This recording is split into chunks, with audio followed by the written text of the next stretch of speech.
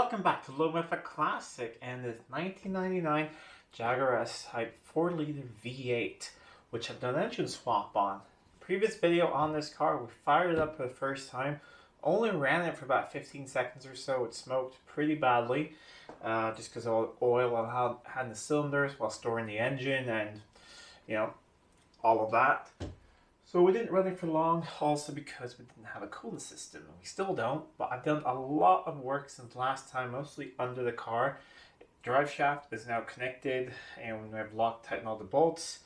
We have the shift linkages in place. We have the power steering pump, AC compressor, alternators in place.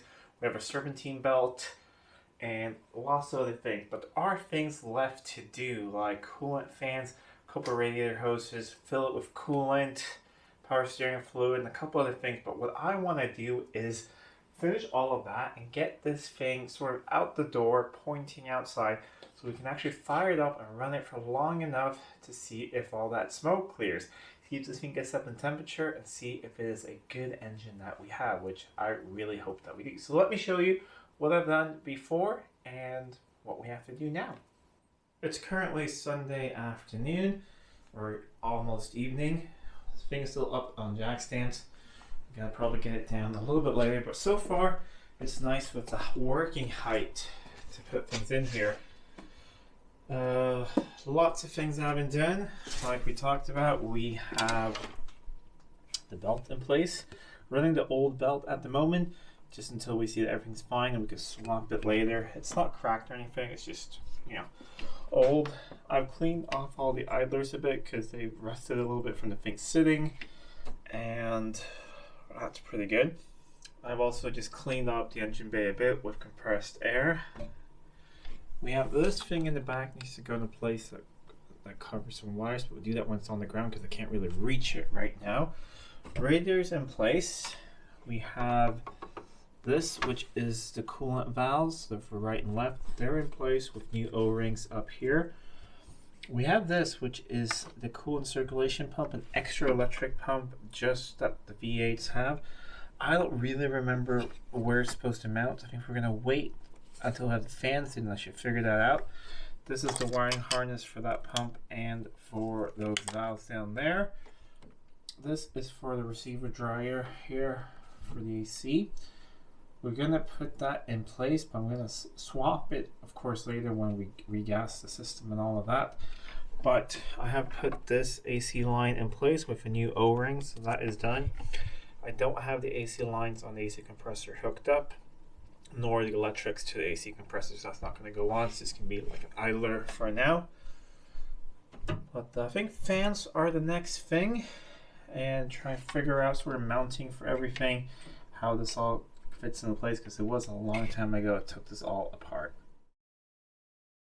It has this big electric fan. It's a pretty heavy duty one, and on it are a lot of mounting points for other wiring harnesses and things, so I really do think this is the next step to go in.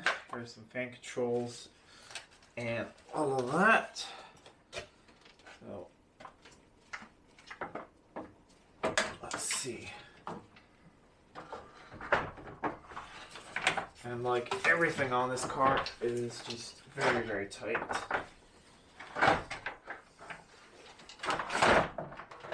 Here we go. So that lines up with some mounting holes here on the radiator. And let's sort of... the coolant, I'll show you guys. The coolant pump actually just sort of slides onto the thing here, I think. And then there's some threads there, so that makes sense. So yeah, you see, everything is starting to make sense now. I'm gonna go through my pile of bolts for the engine, find the ones for here. We'll zip this into place, and I'll show you guys what it looks like. And I think the radiator hose is next. So the fan is in place now. Everything is connected up. This extra water pump is also in place there. It's just slid out, and that connects up to here. Yes, we still have the plastic thermostat housing, but we're going to replace all of that when we know that this is a good engine. We're not spending any more money until we know that. this is the lower radiator hose that we're going to connect up here, and those two go down to the oil and water cooler down there on the oil filter housing. Then we have the top hose here, and that is connected as well to that hose over there. So I got some hoses to put back on. I also need to put in the expansion tank over there. I have a new one because the old one was cracked, which may have been the reason why the old engine failed. So put all of that back together, and then we should be pretty ready to start filling up with coolant, checking for leaks, and then we need to move this car back on the ground and move it out towards the door. Good morning. It's the next day. I've been pretty busy. I've already had my workout today, pushing this car over this position. But yesterday I did quite a bit. Remember I showed you I was going to do the hoses? Well, that was really fiddly, but all the hoses are in place. We have the expansion tank. I think every single coolant hose is in place. I think we are ready to fill the coolant system, but let me bring you guys over. We'll have a look at that. After that, I think it's just the intake elbow on again, and we could probably fire this thing up. Oh yeah, get the battery. I've had that on charge since early this morning, so I think we should be good to go. So, since I don't have the top on here at the moment, all the plastic covers, I've just done like this so the radiator stays in place. I'm gonna fit that, but it's just easier to see if we have any leaks. This hose is on. The clamps down there were quite a pain to get on. I hate these kind of clamps. But we're putting everything back that's there. No point in spending any more money at the moment until we know everything is good. And I mean, at some point, probably replace some of these hoses, but they all looked really good. So we're just gonna try everything out. We do have a new expansion tank. The old one was cracked in the bottom, very common. These cars don't have a low level indicator, so that could be the reason. We're gonna dissect the old engine. I still have it. And I think it has massively overheated due to, well, that. So the only cables left to connect up here is for the intake elbow, so intake temperature and mass airflow sensor. Over here is a bunch of things need to go back, but that's just for the cabin intake. But otherwise, I think it's pretty complete. Let me grab some coolant. We'll fill up the system, check for leaks, and go from there. I have some pre-mixed coolant here. Once again, we're going with just parts store regular brands because we may want to flush the system after maybe a summer or so. If it has, because I mean it has had bad head gaskets in the past. I have flushed the radiator outside and the block and everything. So, and the heater core. So I think I flushed actually everything. It should be fine. But I run this antifreeze in the Range Rover, and that is fine. It's gonna take a while to fill this. I'm gonna grab a screwdriver, open up the bleed here. I think this is technically a bleed, but I don't want to mess with that if I crack anything there. But crack this bleed, continue filling it, and hopefully we have no leaks. I haven't gotten that much coolant in, but I remember it was the same on my V6. And then you just fill, once you start the engine, it starts circling through a little bit, but it's to the max there, so that's pretty good. I'm gonna get this intake on.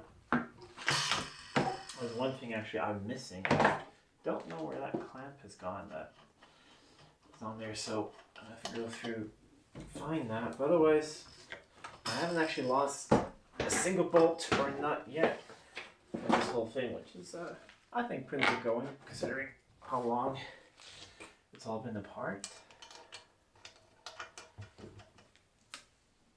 Nice, so onto there.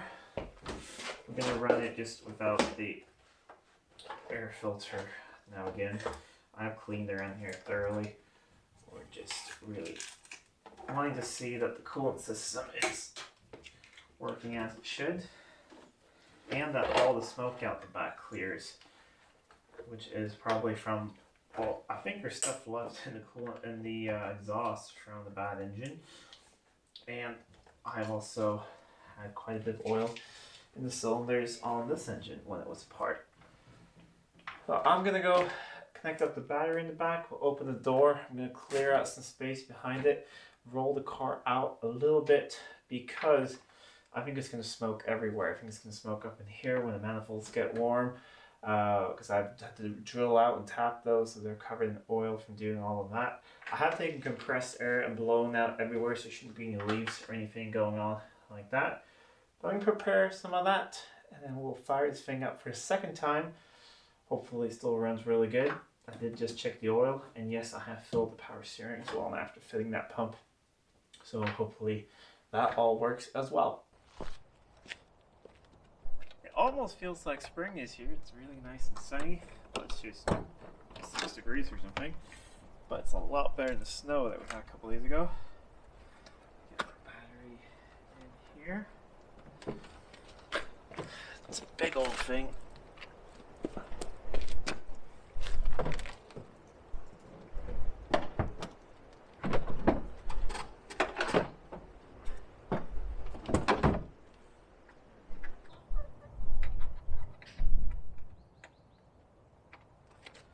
There we go.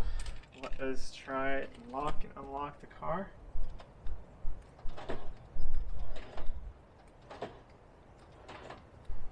I think we should be, alarm is off now. And it's, I'm gonna check over everything once more and then let's see if we can actually fire this thing up. Hopefully the fuel pump still works. Yes, it primed.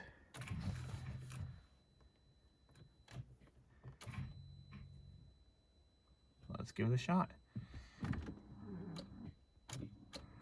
Is it not in park really?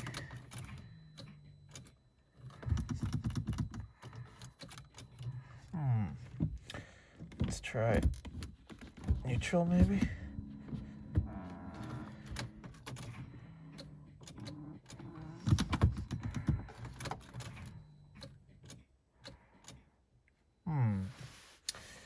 That's annoying.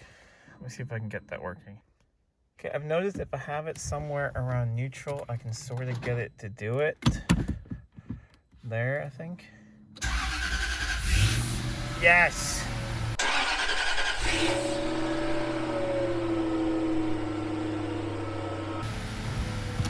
Put it in park. We are running. Boot open is the only warning light. It has oil pressure. It's not smoking up. Yeah, it's smoking. Very nice and quiet up here. I am going to try and fill that coolant system. So far things are going really well. We're running about 5 minutes. You see it's bleeding really well. I've left there also. Got the coolant in it. It's still smoking. It still smells like burning ATF, but I think the cats are completely full of it. Starting to see a little bit of temperature on the gauge. I am worried that the gauge is incorrect because when I ran the old engine it was clearly overheating. It wasn't hot on the gauge. We're also going to slowly warm up the cats here, so in a little bit I'm actually going to turn it off. Just because I don't want to have a fire inside the cats. I think there's a lot of stuff in there from when we tried to get the old engine going with all of that ATF. It's been running about 10 minutes now. The upper radiator hose, I'm starting to feel a little bit warmth coming through a couple places, but let's turn it off. We were, halfway between upright, normal temperature and cold, so it started to warm up at least. So I don't want to overdo it with the cats. And also I was hearing a noise, which I think is the power steering, which I think all the fluid has gone down into that. But that is a very successful first run with everything. Smoke is crazy out the back, but I really just think that's everything that's been down these, not exhaust. Remember, it was running so badly that we had water running out of exhaust with the old engine. So I think there's a lot of weird stuff in there that needs to slowly burn off. Yeah, does not. Let us try reverse. Was that a gear? Let's try. It's moving. That was definitely a gear. It moves, but it's very, very good. Maybe we can actually back it outside enough so it doesn't continue smoking at my shop. I think we'll do that.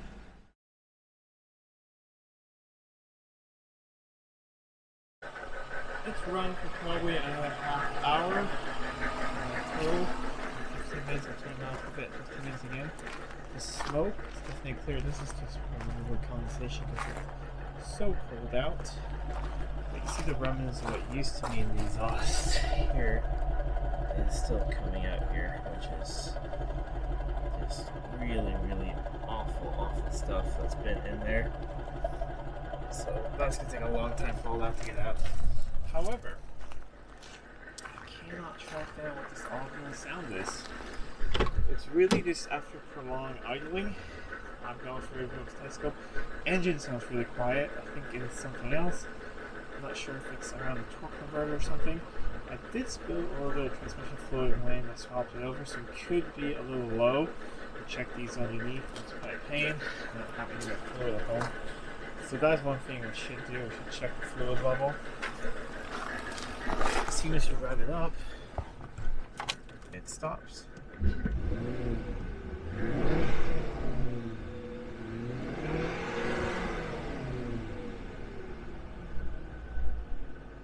And then it idles nicely for a while. And then maybe after 30 it starts doing it then.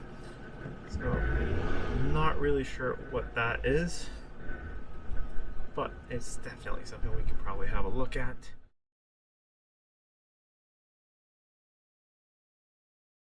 And that's it for today's episode. I think it's been a massive success. The engine seems good. We have the odd sound. We're going to figure that out. Hopefully it's just low fluid in transmission or something else weird going on. Because I just really want this thing to be on the road and handed over to the guy who owns it. Anyways, I'm going to take this time and clean the shop a bit just because the car's outside.